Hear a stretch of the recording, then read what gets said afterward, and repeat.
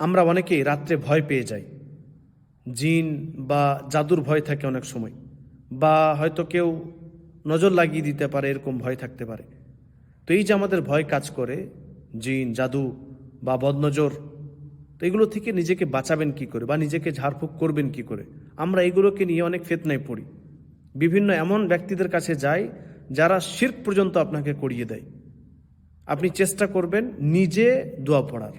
খুবই সহজ উপায়, নিজেকে বাঁচানোর খুবই সহজ উপায়। আপনি ডেলি, সব সময়, যখনই আপনি সময় পাবেন, দুটি সূরা পড়ার চেষ্টা করুন।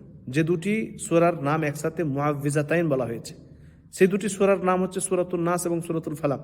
আমাদের অধিকাংশ মুসলিমের মুখস্থ, অধিকাংশ ব্যক্তির মুখস্থ, কিন্তু আমরা নিজে এই দুটো দোয়া পড়ি না। দোয়া পড়া আমাদের অভ্যাস নেই। সূরাতুল ফালাক এবং সূরাতুন নাস আপনি যখন সময় পাবেন পড়ুন।